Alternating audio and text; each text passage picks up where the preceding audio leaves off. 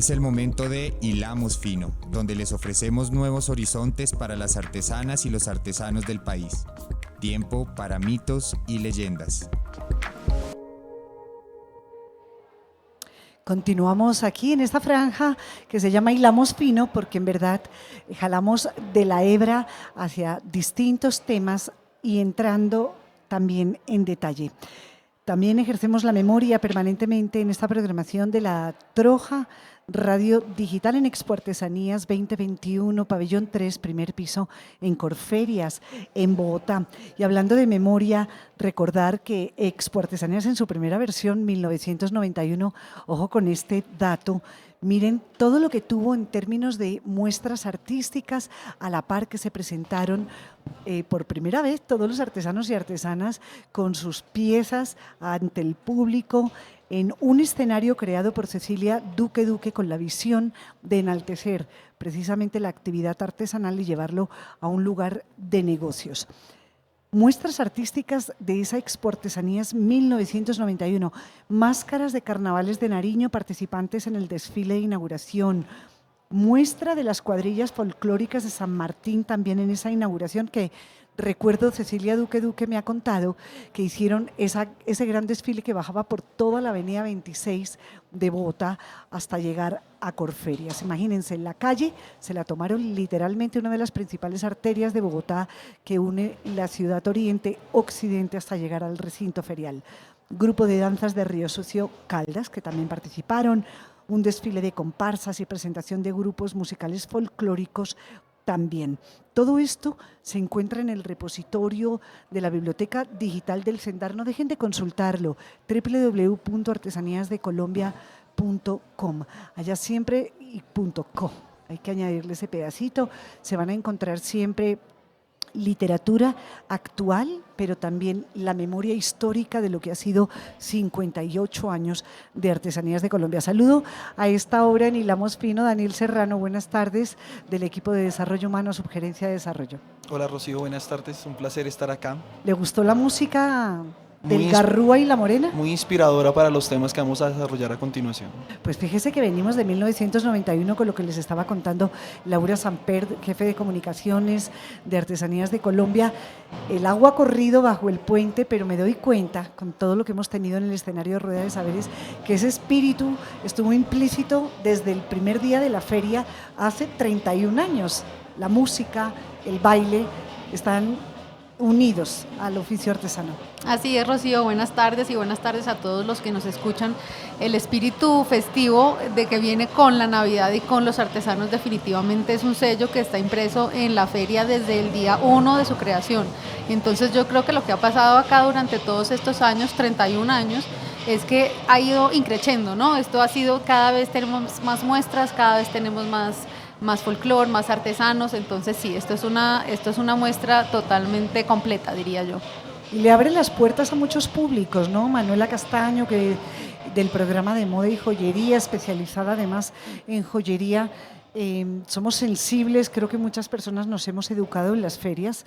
Antes de tener la fortuna de trabajar en Artesanías de Colombia, hemos educado el ojo, hemos educado el tacto, el oído, en fin, pero la apertura de públicos, ¿no? Esto es para todas las franjas.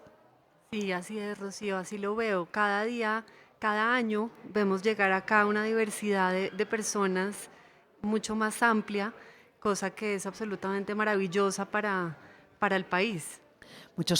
Muchos ciudadanos de otros lugares que se reservan especialmente esta fecha para venir, para comprar, pero estaba pensando también en el público local. Cada vez veo más niños en la feria, cosa que se agradece, porque tanto que nos preocupamos de la famosa transmisión de conocimiento, pero aquí está el reconocer el país y creo que el ambiente festivo finalmente también acaba apelando. Lo que no veo es mucho adolescente, ¿no? Esa franja creo que la tenemos que conquistar todavía. Sí, puede ser cierto, pero definitivamente es un plan que se ha vuelto un plan típico de diciembre para las familias y para los padres, querer inculcarle a sus hijos el amor por nuestro país a través de empezar a valorar los oficios artesanales.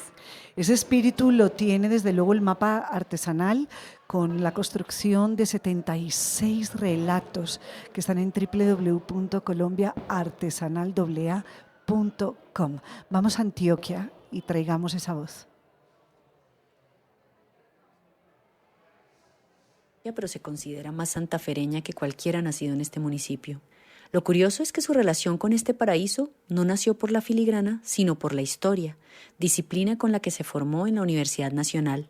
Al pueblo llegó investigando archivos del ferrocarril de Antioquia y en esos 6 meses de estadía no dejaba de mirar el delicado trabajo de los maestros joyeros que la fueron enamorando de un oficio al que le ha consagrado sus últimos 10 años de vida.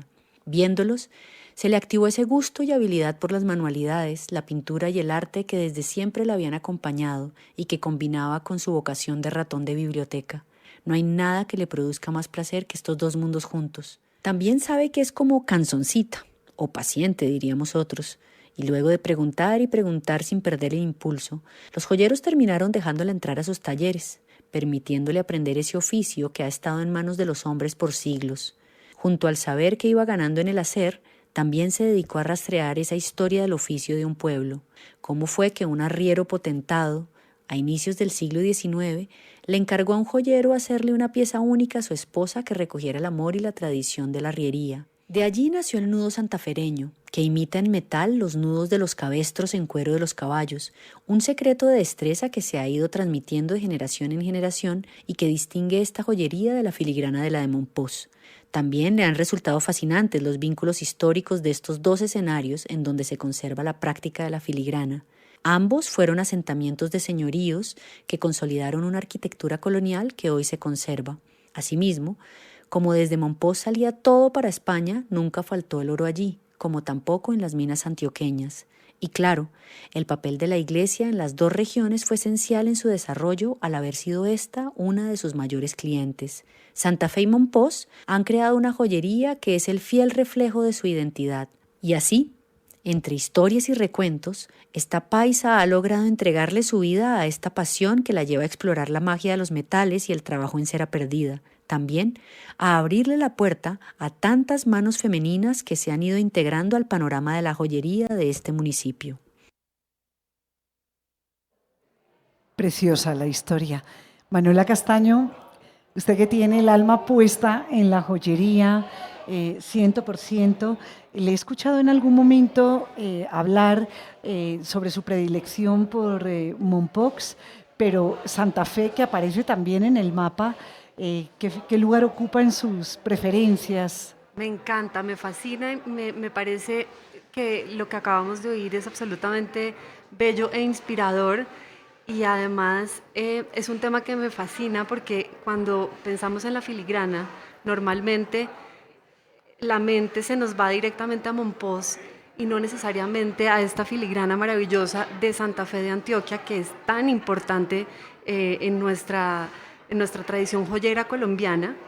Esa comparación me parece pues, que viene al lugar y me encanta como trajeron a colación el tema del nudo turco, de ese tejido tridimensional que se ha ido volviendo en ese sello diferenciador de la filigrana de Santa Fe de Antioquia y que realmente hace que se pueda diferenciar más claramente la filigrana de Mompox con la de Santa Fe de Antioquia. A mí las dos me encantan, personalmente me llevan a unas estéticas muy distintas, las dos muy valiosas, entonces no diría que tengo predilección por la momposina, pero he tenido la oportunidad de trabajar un poco más de cerca con algunos maestros artesanos de Mompox y Santa Fe es un terreno que me falta todavía un poco por recorrer más a fondo.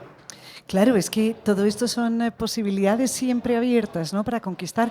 El programa de moda y joyería tiene como capítulo de inspiración este año palabras y raíces que anclan el tiempo. Y quiero detenerme un minuto en el tema de la inspiración, Manuela, porque a propósito de esta historia que acabamos de oír y del nudo santafereño, fíjense que la voz de Dominique Rodríguez nos relata cómo la referencia fue el mundo de los cabestros, la solicitud de una pieza única. En realidad la inspiración hay que que construirla, no sale así porque sí. Vamos a hablar de la inspiración que está detrás de la colección Palabras y Raíces que anclan el tiempo. Le quería compartir una frasecita de Miguel Rocha Vivas, que ha investigado todos los asuntos de la oraliteratura, pero dice: en numerosas culturas tradicionales las ideas e imágenes se acompañan y tejen a través de historias y más historias. Justamente la concepción de este año tiene que ver con la recuperación de las historias. ¿Cómo lo entendieron desde Joyería para traer ese concepto de palabras y raíces que anclan el tiempo?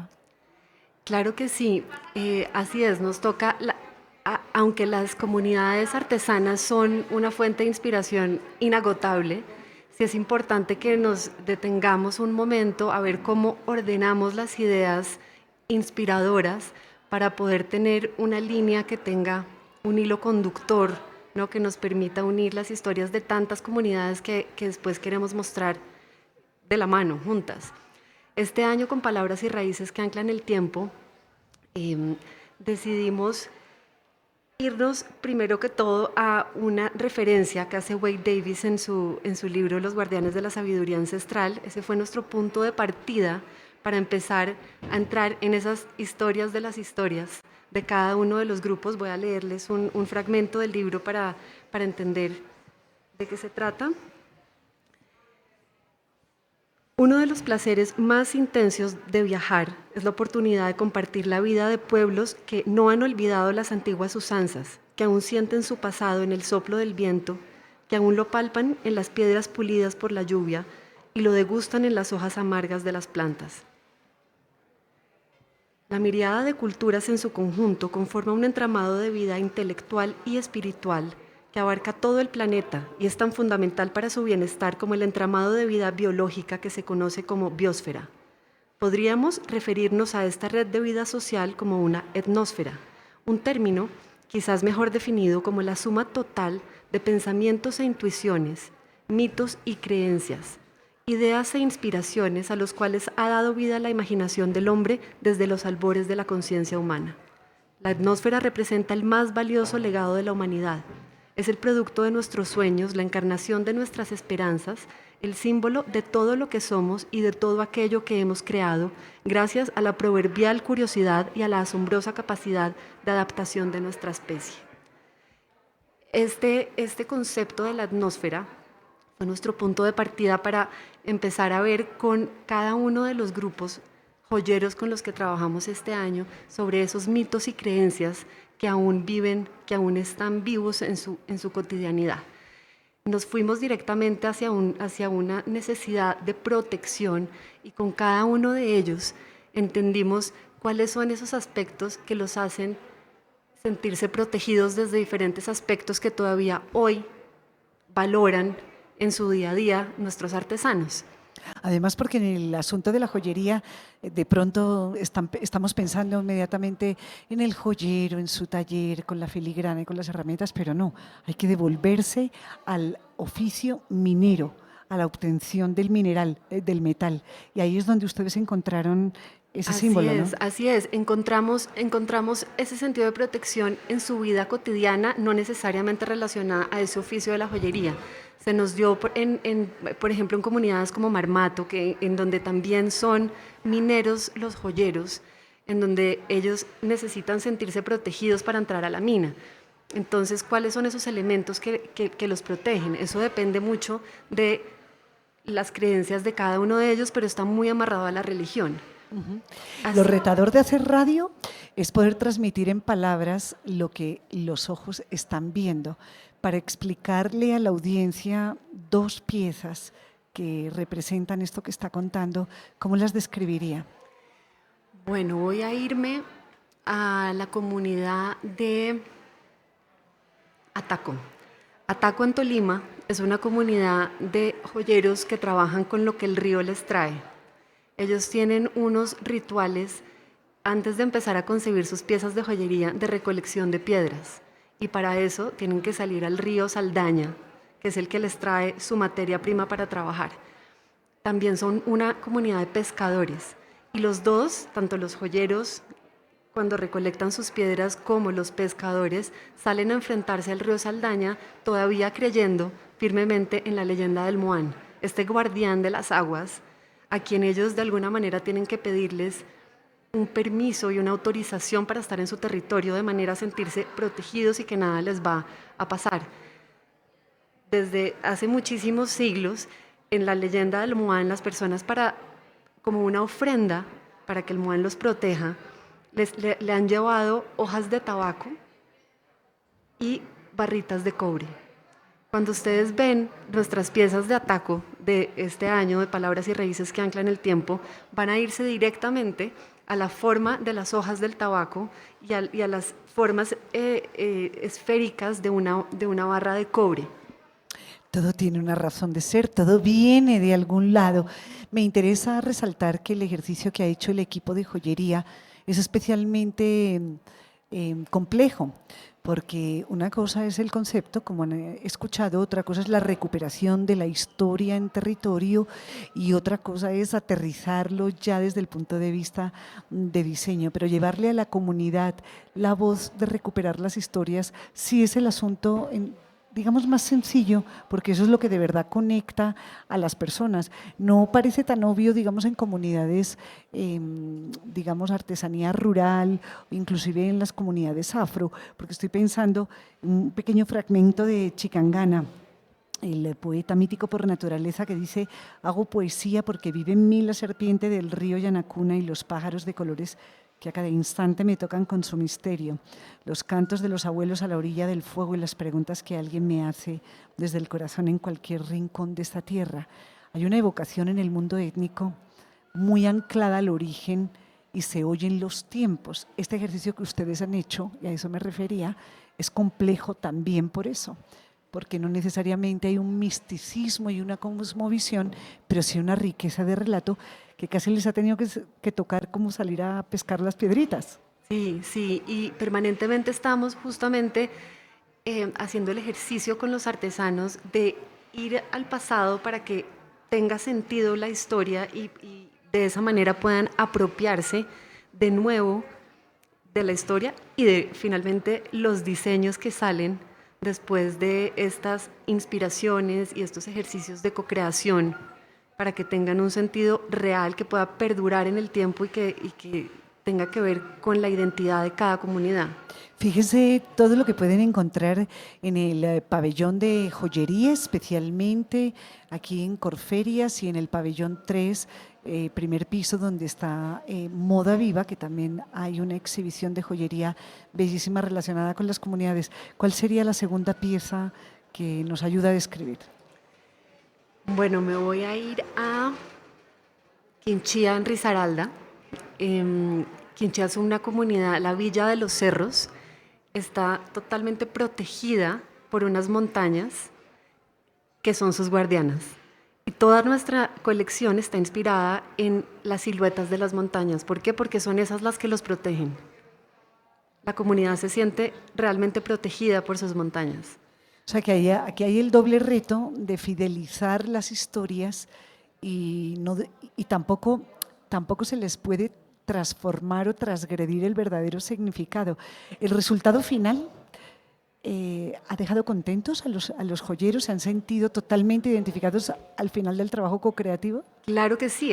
Por ejemplo, en este ejemplo de Quinchía, lo que hicimos nosotros a través del codiseño, estamos digamos, invitando a un concepto y a una inspiración, pero siempre hay un componente de fortalecimiento técnico en donde los joyeros se ven enfrentados a tener que hacer unos desarrollos que los empujan un poquito, pero al final entienden para qué fue que se salieron de esa zona de confort y salió, por ejemplo, pues unas piezas inspiradas en sus montañas, sus grandes protectoras, y que técnicamente son un reto muy interesante para ellos. Entonces, creo que ha sido un resultado muy positivo. Laura Samper, es que a veces de tanto mirar no se ve. Y eso, ese ejercicio que nos cuenta Manuela, de alguna manera también desde Artesanías de Colombia se lleva a estas comunidades ese aviso. miren alrededor, porque alrededor es donde está toda la fuente primordial de inspiración.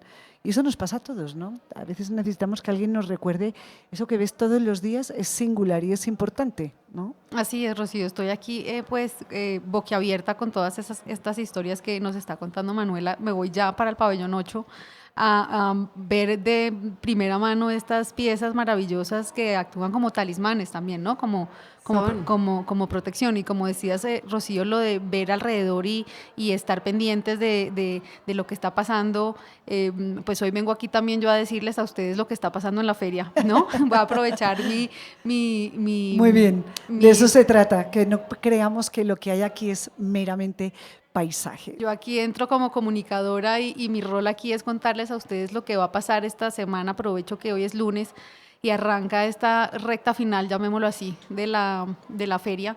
Entonces me voy a permitir contarles qué esperar esta semana para que los que nos están escuchando se programen y lo pongan en sus agendas. Entonces, primero que todo, les quiero contar que desde hoy y hasta el miércoles en la boletería vamos a tener un 2x1 en la entrada.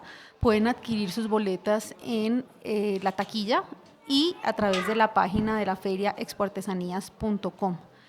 También voy a hacer la cuña que muchas personas no lo saben y es que aquí somos 100% pet friendly. Uno puede venir aquí con su perro. Muchas personas dicen, no, es que no voy porque no sé no tengo dónde dejar mi mascota. Aquí son todos somos bienvenidos.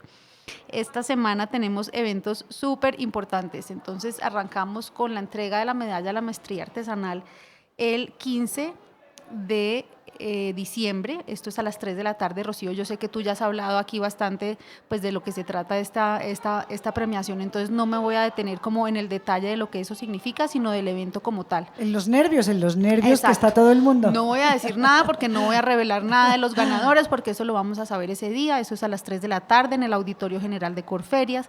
Van a estar los dos jurados que invitamos esta vez, que es Juan Pablo Ashner, decano de Creatividad de la Universidad del Rosario, y María Wills, pues, que es la directora del Museo del Banco de la República. Dos personalidades que saben mucho y que eligieron a nuestros ganadores. Vamos a tener pues a la comunidad artesana de la feria. Entonces allá la cita es el 15 a las 3 de la tarde, en el auditorio los esperamos.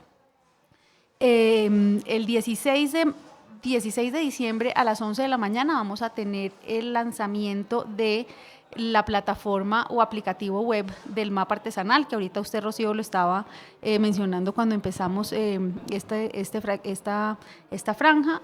Va a ser un evento al que estamos convocando a toda la comunidad. Obviamente todo el mundo está invitado, pero nos estamos enfocando en que venga toda la comunidad, turismo, hotelería, porque esto es un aplicativo pues que, como usted ya lo ha dicho antes, son 12 rutas artesanales con 90 artesanos, talleres artesanos que hacen parte de esto, pero este día vamos a tener música, precisamente sus invitados que se acaban de parar de esta mesa de antes, entonces va a estar muy animado ese encuentro, también todos bienvenidos. Esto es en el pabellón 6, nivel 1. Ese día en la tarde también quiero aprovechar para contar esta noticia que la acabamos de confirmar, y es que ese día a las 4:30 de la tarde vamos a hacer una activación con Encanto de Disney. Vamos a tener acá 300 velas con 300 farolitos que nos ha dado pues la representación de Disney aquí en Colombia, para que le demos inicio a la Navidad, porque ese día, como todos saben, empiezan las novenas de Navidad. Entonces queremos encender, para los que ya se vieron la película, la vela, el milagro de la Navidad. Entonces queremos hacerlo todos aquí en comunidad para unir a esta gran familia que es Expo Artesanías. Muy bonito, qué buen detalle. Iluminar la Navidad. Además, tendríamos un segundo velitas. Exactamente. Dichosos. Exactamente, para iniciar este ciclo de novenas que se nos viene a todos. Qué maravilla. Muchísimas gracias, Laura Samper, con todos estos avances y noticias para que vea el público que programarse en Expo Artesanías tiene sentido. Todos los días están sucediendo eventos, novedades y, por supuesto, el paseo por cada uno de los pabellones. Muchísimas gracias. Vamos con Chabuco a seguir recorriendo Colombia.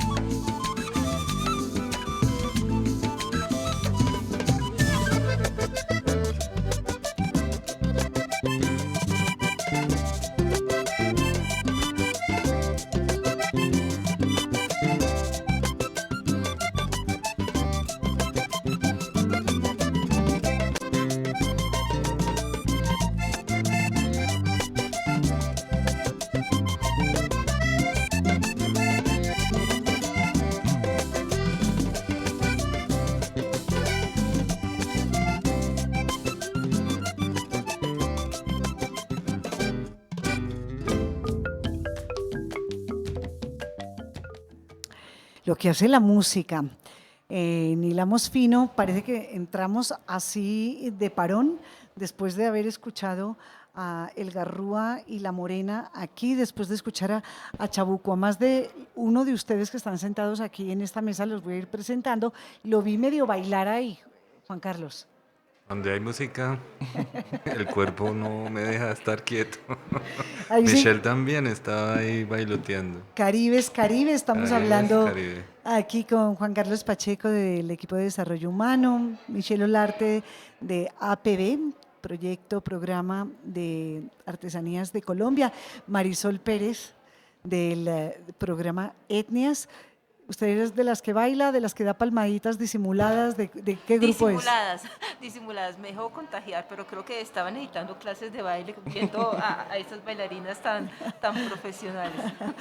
No, es que estábamos hablando aquí, Daniel Serrano, ¿no? De lo que implica todo este ambiente festivo en las ferias. Estábamos haciendo memoria de 1991 con los datos que reposan en el CENDAR de las muestras artísticas que se vienen sucediendo durante 31 años y lo importante que es tenerlo al lado. Vamos a entrar en un tema que suena muy árido, que tiene que ver con los beneficiarios, es decir, a quienes favorecen las decisiones estratégicas de Artesanías de Colombia para destinar no solamente recursos, sino la capacidad y la disponibilidad de todos los profesionales para trabajar con las comunidades. Daniel, hagamos un contexto de este asunto. Rocío, 3 invitados muy importantes, fundamentales en el desarrollo de la ejecución de los proyectos de Artesanías de Colombia. La subgerencia de desarrollo sin duda es la parte fundamental y misional de Artesanías de Colombia, y ella está dividida en 3 grandes proyectos de inversión, y aquí están los 3 grandes protagonistas. Juan Carlos Pacheco, coordinador del proyecto Fortalecimiento; Michelle Olarte, coordinadora del proyecto Atención a Población Víctima y Vulnerable; y Marisol Pérez, coordinadora del proyecto Etnias. Los 3 proyectos de inversión que están cubiertos bajo la sombrilla de la Subgerencia de Desarrollo y Fortalecimiento del Sector Artesanal. Eso quiere decir que cuando ustedes estudian a quiénes va a beneficiar las decisiones de Artesanías de Colombia, ¿integralmente son intervenidos por los 3 o es solamente por uno o se van combinando? No hay receta. Cada proyecto tiene una población específica, un universo a atender. El proyecto Etnia, su nombre lo dice, atiende población indígena. El proyecto APB está enfocado a la atención de población víctima y vulnerable. Y el proyecto Fortalecimiento tiene una gran presencia a través de los laboratorios y atiende principalmente artesanía tradicional o campesina. Ahí sí, pero en el ejemplo de lo étnico, y por eso le hacía la pregunta, muchos pueden llegar a clasificar en APB. Entonces Sí. ahí se acaban cruzando como los ejes, ¿no? Estamos hablando de un incremento además de beneficiarios para octubre de 2021, ¿no? Sí, entonces el total Subgerencia de Desarrollo, digamos, antes de la pandemia en promedio atendía 15.000 artesanos al año. ¿Qué nos lleva estos 2 años de emergencia sanitaria? Pues lo que hablábamos ayer, Rocío, de la atención a través de la forma virtual, hace que a octubre del 2021 llevemos 8.928 artesanos atendidos en el total de la Subgerencia de Desarrollo. El proyecto de Fortalecimiento aporta con 7.755 beneficiarios atendidos. El proyecto APB a octubre lleva 857 artesanos atendidos y el proyecto Etnias 423. Y para profundizar en cada uno de esos temas, bueno, tenemos nuestros invitados. Marisol, esos incrementos que suponen para fortalecer justamente el eje de Etnias, ¿qué se hace realmente? ¿Dónde opera neurálgicamente Etnias en los programas de fortalecimiento de este tipo? Bueno, digamos que cada proyecto, cuando se hace la formulación año, pues tenemos unos departamentos priorizados. Esos departamentos priorizados, según la metodología, pues siempre vamos a procurar tener grupos nuevos y grupos de seguimiento. Y por supuesto que en este marco de la pandemia, los 2 últimos años, hemos generado como una mayor ampliación porque hemos visto la necesidad de hacer seguimiento a aquellos grupos que habíamos acompañado en vigencias pasadas. Entonces el grupo ha hecho también un esfuerzo adicional por no dejar a los grupos que venían. Entonces, además de los compromisos que teníamos, digamos, de cobertura en el programa formal, hemos dado un acompañamiento puntual pero importante como para ayudar a que esos procesos que hemos acompañado los años anteriores, digamos, no se pierdan. Entonces, por eso digamos que en este momento nosotros desde el programa estamos atendiendo en 17 departamentos más de 30 grupos artesanales, pero digamos que algunos de manera puntual y unos de manera integral. Todo esto, cuando hablamos con ellos, es tratar de recoger en dónde han estado más débiles, que por supuesto ha sido mucho más el tema socioorganizativo, que además de la pandemia y todo se ha debilitado, pero también la activación comercial. Entonces, para nosotros ha sido muy importante generar diferentes vitrinas de acuerdo a lo que nosotros llamamos el nivel de maduración de cada grupo. En las posibilidades que tenemos institucionalmente y del programa, poderles dar diferentes vitrinas comerciales. Entonces, eso sí ha sido como potencializar las capacidades del programa para beneficiar a más grupos. Vitrina comercial, pero también preparación para estar en esas vitrinas, Por supuesto, ¿no? sí. Con el lenguaje audiovisual, con el concepto de marketing. Es que, digamos esto para aclarar y con la audiencia, cuando se habla de intervención en una comunidad o acompañamiento más bien y fortalecimiento de sus capacidades, son distintas áreas. Cada programa se enfoca obviamente en el tema de diseño, pero está esta parte de desarrollo humano. Se han ido incorporando además otras facetas antes no tan consideradas. Es relativamente reciente este asunto de la participación de la comunicación, súper comunicación. importante porque sobre todo en esta línea que manejamos la parte étnica, donde lo más importante además del producto, ponerle una vitrina a la parte estética, es cómo documentar todas las historias y toda la información que hay detrás del producto. Entonces, el programa también ha tenido una fortaleza en eso, como evidenciar los testimonios, poner la cara del artesano, generar ese tema de divulgación, y hemos encontrado como una gran, digamos, riqueza y posibilidades de comunicación, además del producto, todo lo que está detrás de. Entonces, eso nos ha permitido generar como un punto de partida en todo el tema de testimonios, en la parte audiovisual, en el tema de siempre poner la cara del artesano de la comunidad, del oficio, además del producto. Entonces, yo creo que vamos a tener que evaluar al finalizar este Expo Artesanías 2021 cuánto, por ejemplo, en las ventas ha podido incrementarse o por lo menos mejorarse en calidad gracias a un discurso más fuerte, ¿no, Juan Carlos? Sí, Rocío, justamente pues ese ejercicio tratamos de hacerlo no solo en la feria misma, sino en todos los eventos comerciales que estamos trabajando en las regiones. Es verdaderamente mirar cómo se está incrementando los ingresos poco a poco con nuestras intervenciones y nuestro apoyo en esas regiones. Ese ejercicio, y aquí vale la pena decir que el trabajo que hace el equipo de Daniel Serrano, tener datos, tener la información, no solo de ferias, sino, ya habíamos hablado creo que ayer, del tema de la caracterización, y todos estos datos nos permiten a los formuladores de proyectos trazar caminos conjuntamente con los equipos regionales, por supuesto, pero esto nos permite decir, bueno, este año o esta vigencia, hacia dónde le vamos a apuntar, y eso, un efecto bien importante es lo que acaba de decir Marisol, y bueno, seguramente Michelle lo tiene también en su información, es que entran nuevos elementos, nuevos componentes, nuevas variables que van a permitir que estos artesanos, o que con el proceso de fortalecimiento, pues tengan nuevas cosas cada vez más, que los conocemos más, que es a partir de los datos. ¿Qué nuevas variables, por ejemplo, ha incorporado APB? Pues desde APB también contamos con Sara Ferrari, que yo creo que es un elemento clave que trabaja desde hace ya 8 años en el proyecto. Ella es antropóloga visual y tiene un ojo clínico y una sensibilidad especial ya personal, y también como desarrollada en 9 años de trabajo con el proyecto y con las comunidades, para reflejar alrededor de piezas audiovisuales documentos que dan razón de la riqueza cultural, del proceso del mismo oficio y de la comunidad. Y ese es un plus que también tiene el proyecto y que acompaña los productos artesanales de las comunidades. También tenemos el tema del registro fotográfico, tenemos una web app donde están los productos de las comunidades para su divulgación, con catálogos de cada comunidad por categorías de producto, y a partir de este año ya incursionamos con el tema de las fotografías de ambiente y fotografía con modelo también para el tema de los accesorios. Entonces son herramientas que ayudan para la divulgación de los resultados de los productos de las comunidades y para mostrarlos como en diferentes dimensiones, ¿no?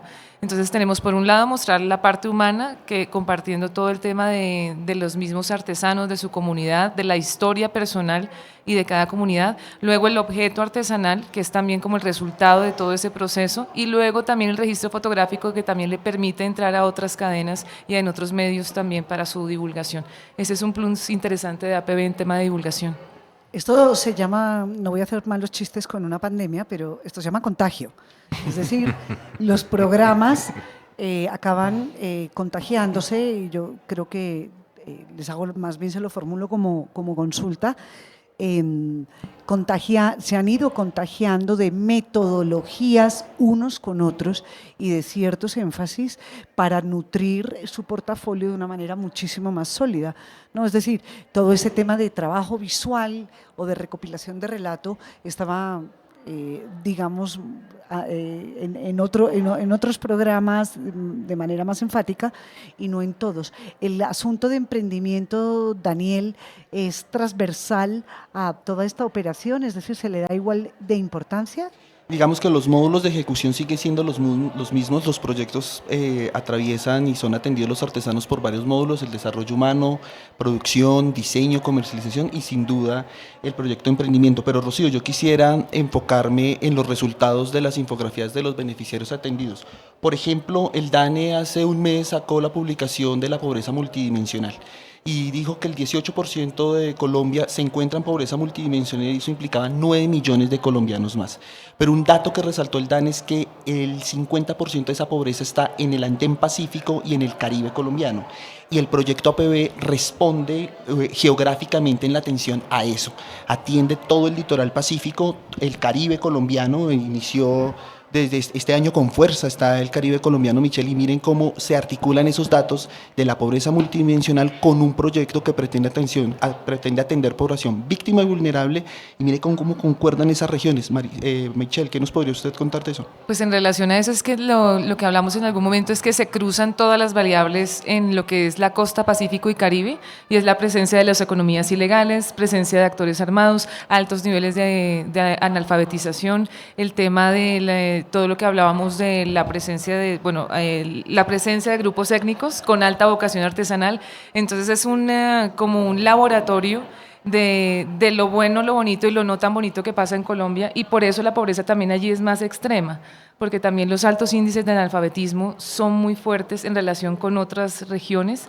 Y pues no es la mala suerte, es como el olvido también del Estado, pero también mucha historia que le genera un contexto de vulnerabilidad, y por eso también son las regiones más afectadas. Pues específicamente tienen mucha riqueza, biodiversidad, pero son corredores para todo el tema de economías ilegales. Pero entonces, un proyecto APB completamente articulado con esa situación que pretende, ¿no?, a través de ese desarrollo y ese fortalecimiento, coincide con esas regiones. Quiero resaltar eso, me parece muy importante. Que no es una casualidad, o sea, aquí estamos hablando de cómo se concatenan los datos con justamente el diseño, ¿no?, de estos planes. Pero la pregunta es, ¿qué plazo se dan ustedes mismos desde cada área para que un programa impacte de alguna manera? Evidentemente este caso que estaba relatando Michelle es, no sé si endémico, pero desde luego es muy difícil de resolver, y menos solamente desde Artesanías de Colombia. ¿Pero qué plazo se dan ustedes? Juan Carlos, por ejemplo. Bueno, el plazo para medir el impacto, digamos que eso depende mucho de las regiones, por un lado. Segundo, pues nosotros que estamos en ese proceso de establecer cómo medimos ese impacto de todo lo que hemos hecho en las regiones. Llevamos ya en términos de laboratorios, pues empezamos unos con el 98, pero digamos fuertemente del 2013 para acá le hemos dado mucho impulso al tema de los laboratorios, y aún realmente no hemos medido muy bien cuál ha sido el impacto en la sociedad misma. Hemos medido el impacto en términos de innovación, en términos de ventas, pero realmente qué tipo de cambios ha generado a través de nuestras acciones. Estamos en ese proceso. Sabemos que sí, claro, hay comunidades que nos han manifestado, hemos hecho algunos análisis de orden cualitativo y cuantitativo. La señal es buena, pero pues todavía nos falta definir muy bien. Diría yo que ya es hora, de unos 10 años para poder tener, 10 años de acción, para poder tener claro cuál ha sido el impacto que hemos tenido en las comunidades en su total dimensión: desarrollo humano, diseño, ingresos, comercialización. Creo que ya estamos a tiempo de hacer ese análisis. De hecho, la experiencia de las ferias, tanto Exportesano como Exportesanía, son dos escenarios para poner el termómetro. No solamente en los resultados comerciales, sino porque es que aquí la presencia de cada uno de los grupos artesanos con sus representantes en los stands hablan mucho de todos estos asuntos que ustedes miden por su lado, ¿no? Vamos a llamar a Nidia Castellanos, de Artesanías de Colombia también, porque tiene unas noticias muy positivas en relación con ampliar el territorio y llegar un poco más allá. Nidia, buenas tardes. Buenas tardes, Rocío, ¿cómo estás? ¿Cuáles son las buenas noticias? Bueno, las buenas noticias es que desde el año pasado iniciamos el proyecto Expedición Orinoco en esa región, como dicen algunos, un poco olvidada, que si bien algunos artesanos participaban en el proyecto de etnias, pues la cobertura no era tan amplia. Entonces, ya este año logramos tener en alianza estratégica con las gobernaciones de Guainía y Casanare, están directo para poder traer artesanos que muchas veces no han podido participar o algunas veces han participado una vez y no han podido volver a la feria. Entonces, con esa alianza estratégica logramos traer artesanos curripacos de Guainía en un stand de la Secretaría de Cultura y Secretaría de Turismo de Guainía en el departamento de Guainía, y en el departamento de Casanare, artesanos indígenas y artesanos tradicionales en diferentes oficios. ¿Nos puede describir, Nidia, algo relacionado con las piezas que identifican a cada una de estas etnias? Porque se pueden encontrar en el pabellón 3, en el segundo piso, y en verdad creo que toca ser buenos anfitriones y irles a darles la bienvenida como toca, ¿no? Sí, claro, Rocío, estamos ubicados en el pabellón 4, porque en el 3 está etnias. Nosotros estamos en el pabellón institucional de innovación y diseño, donde están las alianzas que tenemos desde los laboratorios y del proyecto de fortalecimiento. Estamos en el primer piso del pabellón 4. En el departamento de Guainía tenemos la artesanía indígena tradicional en cestería, cerámica, madera, pero además de eso tenemos una innovación. Con los artesanos trabajamos en un proceso para un desfile de modas, entonces tenemos bisutería desarrollada también por la etnia Curripacos en el departamento del Guainía. Y en el departamento de Casanare tenemos los sombreros tradicionales del llano, tenemos las campechanas en cuero, que son muy tradicionales en el llano colombiano. Tenemos dos etnias indígenas, que son Yaruro y Sicuani, de Cañomochuelo, donde el 32% de indígenas están en esa región en esa región del Orinoco, el 32% está en Cañomochuelo. Ellos agrupan diferentes etnias, tenemos representación de dos, y sobre todo con cestería. Tenemos también trabajos en cacho, tenemos las maracas, que son muy representativas del llano. Tenemos todas las versiones, desde la excelente, que se usa profesionalmente, y todas las versiones, inclusive las infantiles. Tenemos trabajos en papel maché con identidad del departamento de Casanare, trabajos en totumo, trabajos en cacho y hueso. Y pues bienvenidos al pabellón 4, están 105 de Expo Artesanías. Nidia Castellanos, estábamos hablando precisamente del impacto. Expedición Orinoco es reciente, digamos, es un proyecto nuevo, una idea nueva que nace en la Subgerencia de Desarrollo, pero cuéntenos, por primera vez, después de 31 años en esta feria, Guainía y Guaviare hace presencia en la feria. ¿Qué significa eso? Por primera vez después de 31 años, Nidia. Es importante, porque a pesar de, como les contaba, hay artesanos que han venido individualmente, que muchas veces algunos de ellos habían sido aprobados, digamos, que han estado en los proyectos de etnias o sus anteriores versiones, han venido de manera individual, pero en esta vez pues vinieron artesanos que nunca han participado con algunos de los que ya habían participado en Guainía de manera individual, pero agrupados en una alianza estratégica que trabajamos todo el año con la Dirección de Cultura Departamental en Guainía. Es que esa es la gran diferencia, ¿no? Porque efectivamente ahora que usted estaba relatando, pues estos grupos los hemos visto de manera individual. Estaba cayendo en cuenta que en el departamento de Guaviare, Artesanías de Colombia, ya tiene un enlace, ya tiene presencia física en el territorio. En este año el departamento del Guaviare se está trabajando desde el proyecto de etnias.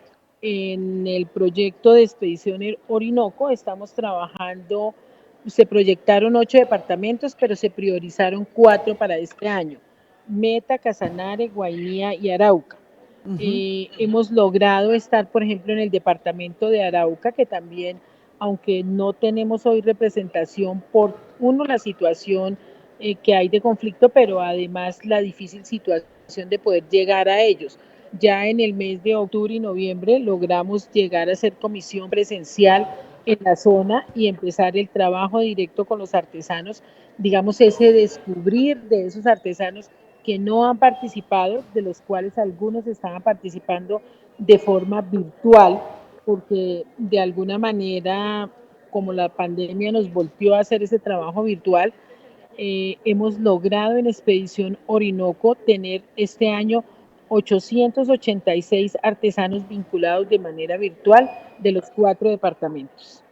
Son muy buenas noticias. Si tuviéramos que coger el mapa de Colombia, que está aquí presente en la cabina digital de La Troja, y les pediría que pusiéramos una especie de gasas, digamos, a modo de capas, para entender qué tiene que reflejar cada capa para seleccionar un territorio, porque es histórico, ¿no? El por qué el oriente del país, por ejemplo, ha tenido más abandono que el occidental, a pesar de la situación que estabas describiendo antes de complejidad sociopolítica, económica, pues conflicto.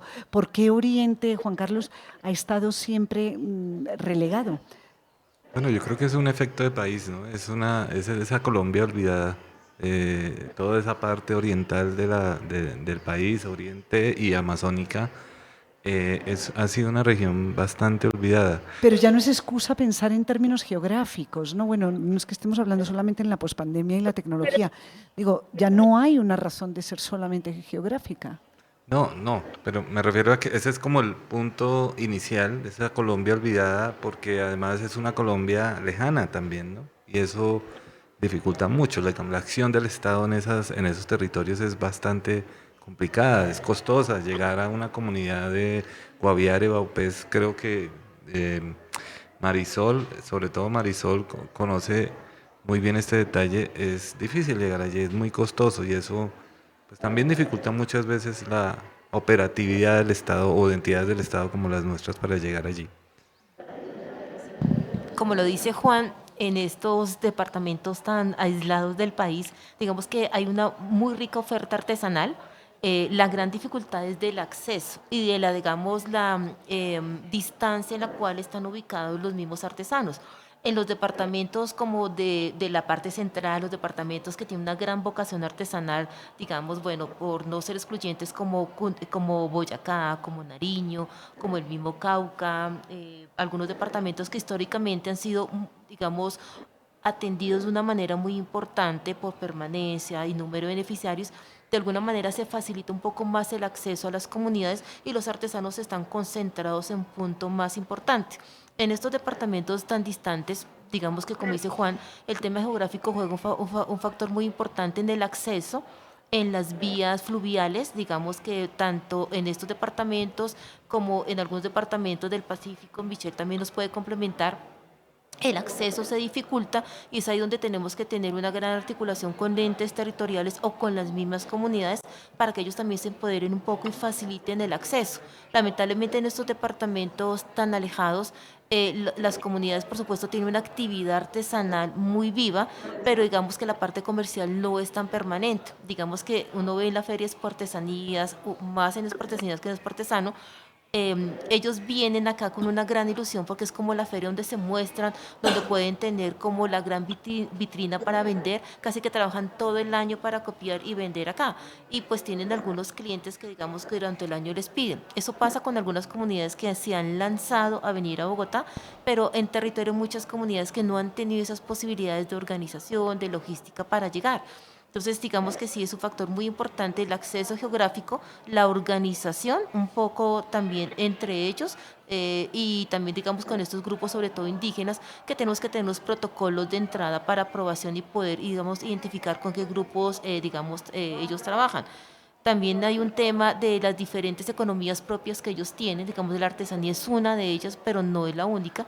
Ellos tienen varias actividades que tienen que ver con el territorio. Entonces, cuando vamos a trabajar con ellos, también tenemos que acordar con los integrantes los tiempos, los ritmos de trabajo. Entonces, como Juan decía, si vamos a llegar allá, que es una inversión muy importante, tenemos que acordar con ellos realmente para que la semana, los 4 o 5 días que estemos con ellos, realmente podamos trabajar. Recorran caminos, se puedan reunir en un sitio común y suceda esto. ¿Cuál es la convocatoria? Y la convocatoria, exactamente. Sí, digamos que inclusive en Amazonia lo vivimos desde el programa de moda y joyería, es muy evidente todo esto. Como toca cuadrar los tiempos para que ojalá más personas puedan recibir. Verse beneficiarios de una capacitación o un acompañamiento. ¿Qué herramienta resulta más eficiente para ustedes para detectar los grupos en territorio? Pero una cosa es las problemáticas, otra cosa son los análisis que puedan aportar desde el DANE o otras instituciones, ¿verdad? Pero finalmente aquí no estamos hablando de llegar al lugar, de estar allá y saber dónde queda cada grupo, porque hay que hacer un trabajo, me imagino, esencialmente humano. Simplemente hay que estar allá y empezar a moverse. Ustedes trabajan, digamos, con esa herramienta, me imagino, para ir ampliando esto que nos estaba contando Nidia, ¿no? Sí, a nivel de convocatoria, digamos que siempre partimos un poco de las solicitudes que hacen los grupos, digamos que eso es un buen indicador.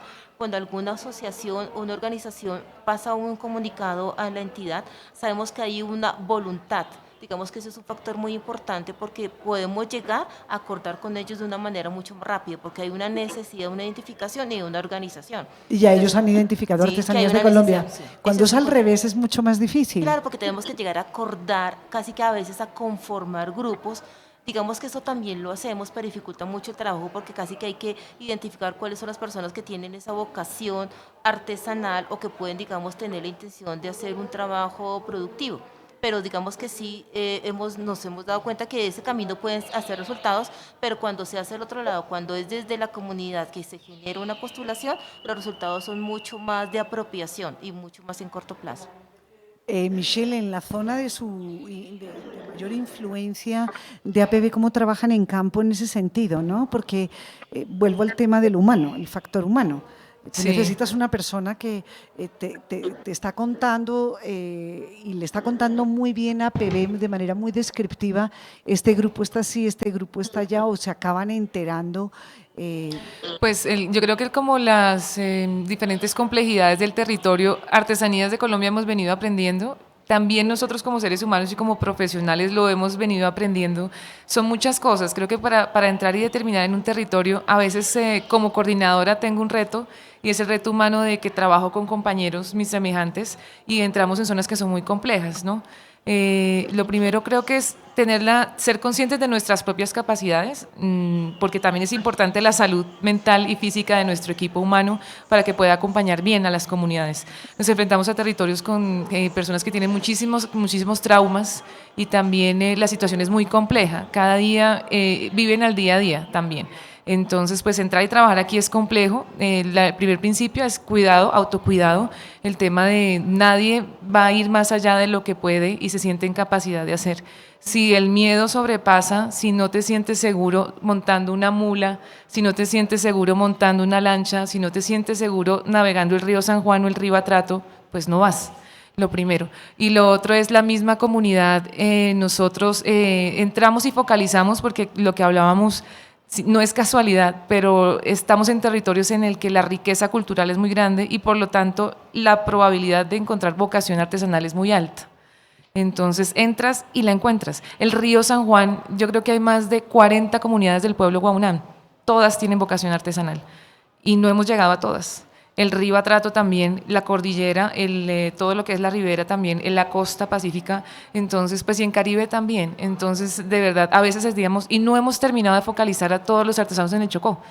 Entonces, pues la vocación es altísima. Entramos, empezamos a trabajar y una comunidad nos remite a otra nueva. Exacto. Y volvemos y seguimos y aún no terminamos.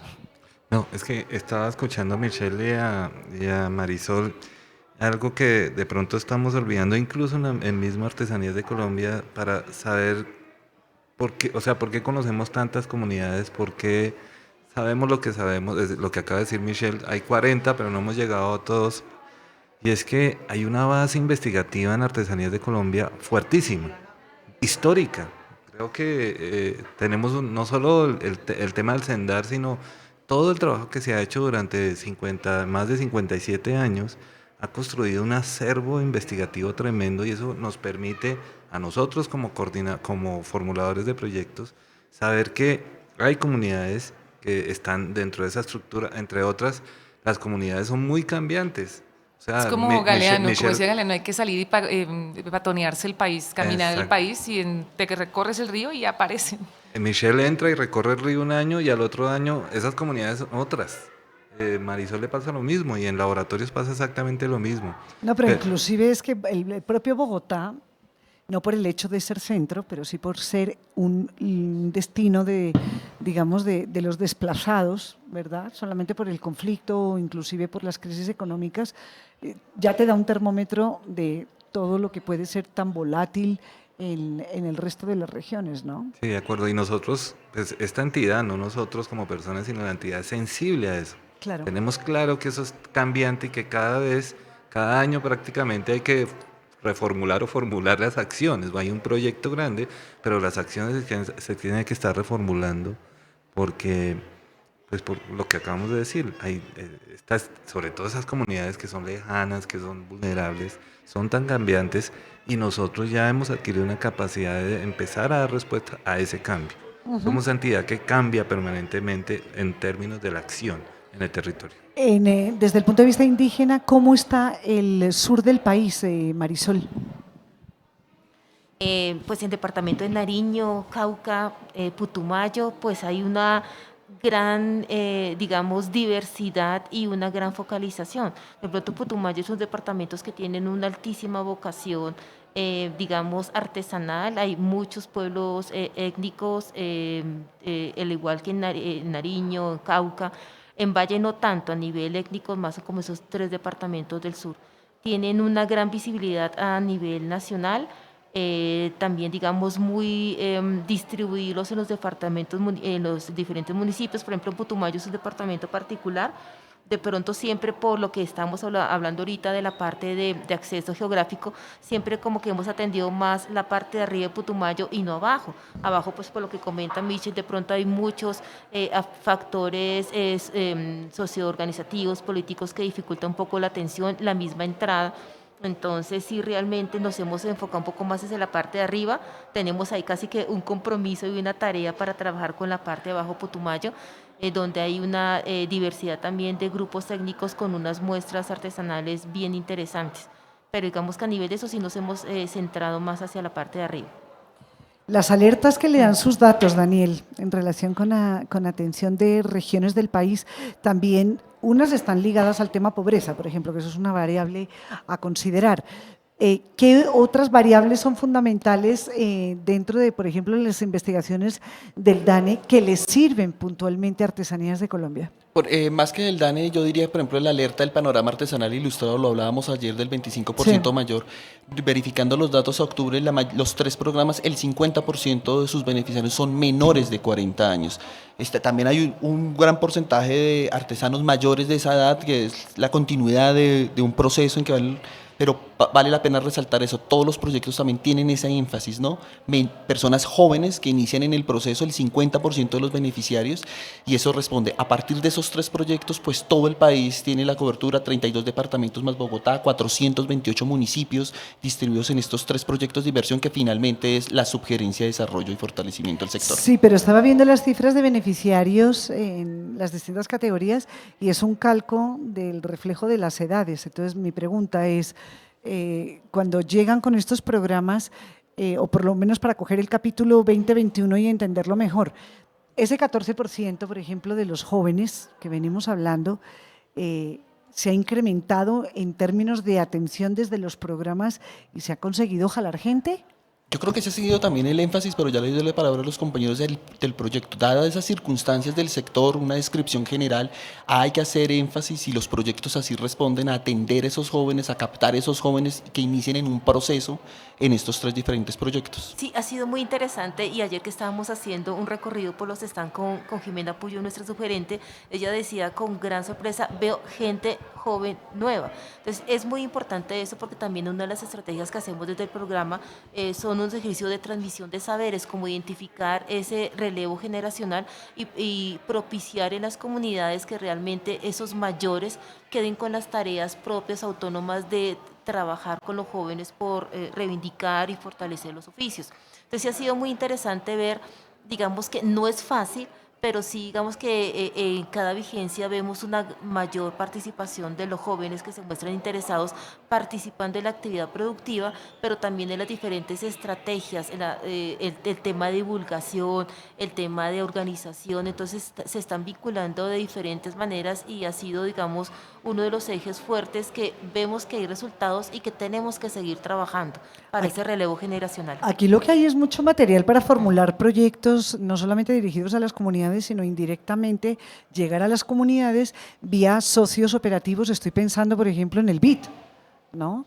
Que no lo oigo mencionar nunca en términos de alianzas estratégicas, pero justamente el Banco Interamericano tiene unos énfasis muy importantes en actuar en la región latinoamericana y que tendría mucho que ver con las comunidades de artesanías de Colombia.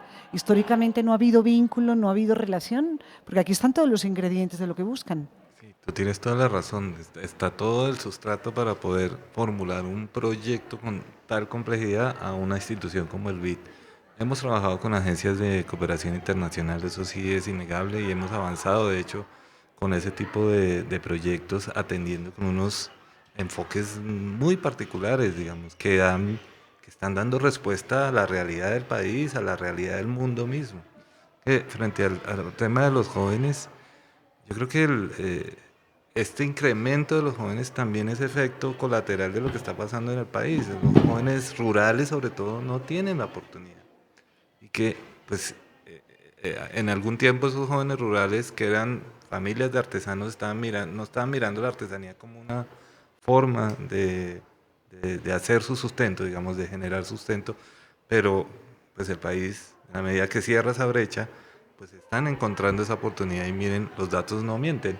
Y no solo los datos, en la práctica nos estamos dando cuenta, acaban de decirlo, que aquí hay una población joven altísima, lo que quiere decir que este es un momento importante también para esto. Yo creo que aquí, en esa consideración que acaba de hacer Juan Carlos, hay un elemento que evidentemente tiene que ver con la productividad, es decir, el joven que ve que en su casa hay una cierta calidad de vida gracias a los oficios artesanos, pues va a considerar quedarse ahí, no necesariamente tener que salir. Pero por estos micrófonos han pasado varios artesanos, recuerdo especialmente el testimonio de Germán Obando, que me hizo pensar en una cosa, y es cómo apelaba a la sensación que él siempre tuvo del respeto social que tenía el papá. Lo voy a dejar aquí un poco en punta el tema, porque creo que podemos seguir hablándolo en otros momentos, y es cuánto de respeto social, que eso también hay que construirlo, y hay que construirlo desde Artesanías de Colombia, hay que construirlo con el público, con las alianzas y con todo, cuánto de respeto social importa para el artesano en la consideración de seguir oficiando y de seguir transmitiendo, no solamente el capítulo ingresos. A ver, Daniel, cosas difíciles. ¿Usted ha escuchado, se le ha ocurrido, habría alguna posibilidad de medir la importancia del respeto social? Yo creo que es importante en estos proyectos empezar a medir ese impacto cultural, es decir, estos proyectos llegan a las regiones, ¿no? a esto que acabamos de describir, a estos 3 proyectos, pero ¿qué queda? Más allá de una cosa económica, que seguro sí tiene un impacto económico, venir a esta feria y vender algo ya para ellos es un ingreso mayor que cero en una descripción de unas unidades productivas de subsistencia. Pero hay que entrar a medir y planear, y yo creo que ese es el plan para Artesanías de Colombia, entrar a medir ese impacto cultural. Ya hay un piloto importante en el proyecto APB, y ese impacto cultural es a qué acceden esas comunidades, repito, no solo desde el punto de vista económico, sino desde el punto de vista cultural, a qué acceden sus hijos, educación, nuevas cosas. Eso hay que empezarlo a medir con fuerza en todos los proyectos de artesanía. Repito, nosotros iniciamos un piloto con el proyecto APB, ahí ya hay resultados, esto hay que expandirlo al total Colombia, porque sin duda la planificación de los proyectos pues debe responder a ese impacto que intentemos medir. Michelle. Pues desde APB, desde el año 2018-17, si no me equivoco, estamos intentando acercarnos al tema de la medición de los efectos no económicos de un programa de generación de ingresos. Entonces se empezó a trabajar con el CIDER, con el Centro de Desarrollo de la Universidad de los Andes, identificando unas 6 categorías de capacidades y luego generando indicadores y metodologías para medirlos. Esas 6 categorías son, por ejemplo, resiliencia, el tema del liderazgo, el tema de las emociones, el tema de la creatividad, el tema del cuidado del medio ambiente y del liderazgo y de redes sociales y tejido social. Entonces, pues generamos como algunos indicadores en los cuales podemos medir qué tanto está mejorando por lo menos el tema de los liderazgos y el reconocimiento y el autorreconocimiento de la artesanía dentro de la comunidad. Es claro el efecto que cuando llega una entidad y obviamente la comunidad es proyectada hacia afuera desde la artesanía, las artesanas empiezan también a generar un nuevo estatus social dentro de su comunidad, reconocidas como líderes y como una actividad que es importante para ellas, aunque no vendan, por ejemplo. Entonces, venir a Bogotá ya es un tema de prestigio y de reconocimiento. El mejoramiento en la técnica también les da reconocimiento y prestigio dentro de la comunidad. Y la creatividad, es impresionante después de ver que de pronto, después de 4 años, la misma comunidad empieza a innovar, se empiezan a arriesgar con el uso del color, con los nuevos diseños, sin el acompañamiento de los diseñadores. No, pues ahí están las voces de artesanos que pasan por los programas, aquí el más cercano, el de moda y joyería, digo cercano físicamente, pabellón 3, primer piso, pero cómo los artesanos pasan ya a llamar la atención de lo que están haciendo nuevo y que hay que ir a visitar al stand, cuando no se está en este momento trabajando con ellos. Pero efectivamente ahí quedan todas las semillas. Bueno, muchísimas gracias. Terminamos en Hilamos Fino. Hemos intentado hilar delgadito. Calibre 1 no, Marisol. Para eso falta. Nos hemos quedado en qué calibre. 0,5. Bueno, seguimos con otras emisiones en los próximos días y hasta aquí La Troja Radio Digital. Muchísimas gracias. Muchas gracias. Gracias, Rocío.